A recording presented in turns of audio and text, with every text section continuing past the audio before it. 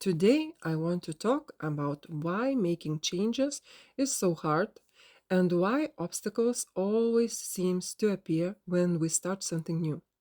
How should we react when difficulties arise? Should we keep going, try 100 times, or take it as a sign that it wasn't meant to be? Imagine you come up with a new idea, start working on it, and realize it's not as easy as you expected. Do you give up or push through? Or maybe something unexpected happens. You get sick, injured, and suddenly can't do what you used to do. Should you look for ways to adapt and continue, or take it as a sign from the universe and let go? Or perhaps you will start with excitement, but over time, your enthusiasm fades and it becomes harder and harder to keep going. Should you push yourself, or maybe it's not worth forcing? There is no simple answer. There is no formula that can tell you, based on objective criteria, which situations deserve endless effort and which don't.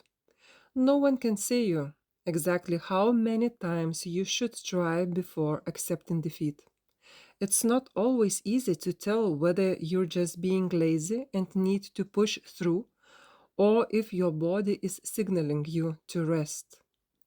The biggest challenge we all face when trying to change our lives is our subconscious instinct to resist anything new.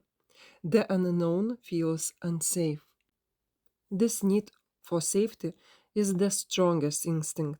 It overshadows all other needs, desires, and ambitions. No matter how logically and rationally you think, in the end, you act based on the unconscious programs running in the background. And much of what's in the subconscious may seem irrational when viewed consciously. That's why logical people often struggle the most with change. They find it hard to accept, understand, or open up to things that seem illogical. And because of that, they can't rewrite their subconscious programming. Both our bodies and our minds are designed for survival at any cost. If faced with extreme cold, the body will sacrifice less essential parts, like fingers, ears, or the nose, to protect the vital organs. The mind works the same way. That's how people have survived unimaginable conditions, whether in a Nazi concentration camps or exiled to frozen Siberia dressed in summer clothes. This deep rooted survival mechanism is also why people unconsciously sabotage their own progress, especially if they fear confronting their fears. Anything unknown could be a threat. So, without even realizing what's happening, a person finds serious reason, excuses, and arguments for why it's better to stay in the same shit unpleasant yet familiar and subconsciously preserve us safe. Now let's go back to the question I asked in the beginning and add few more thoughts. First, you start something new but it turns out to be much harder than you expected. Whether you give up or keep going depends on how safe you feel in this world. If deep down you believe it's crucial to always be right and never make mistakes, you probably won't even start things where you risk failing or looking foolish. You'll believe this is a rational decision, or you will think you lack willpower, or you will find another reason to justify it. But underneath it all, the real reason is fear and insecurity. Second, something happens, you get sick, injured, and can do what you used to. Some people refuse to accept it and search for ways to recover and continue. Others take it as divine sign. It wasn't meant to be. This too comes down to a sense of safety. When someone feels unsafe in the world, they interpret everything as an attack against them. A trauma or illness become a punishment from the universe, a sign that they are not meant to be happy or fulfilled. People make plans and God laughs.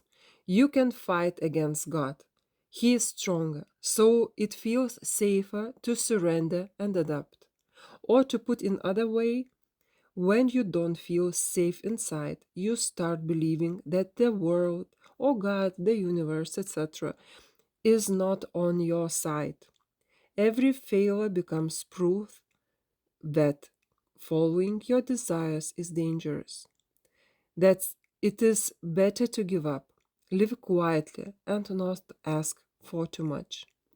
If you believe that every attempt to enjoy life is met with resistance from outside force, it seems safer not to compete with those greater powers, but instead to surrender and stop trying. And third, you start something new, but after a while, your motivation fades and you struggle to keep going. Should you force yourself? Again, this come back to safety. Things aren't that bad right now, right? You're still alive. So why struggle and push yourself? You've lived this long. Why bother changing now? Why put in so much effort? Maybe it's better to stay where you are and not stir the waters, not create unnecessary discomfort for yourself or anyone else. I'll continue this topic in my next. I'll continue this topic in my next episode.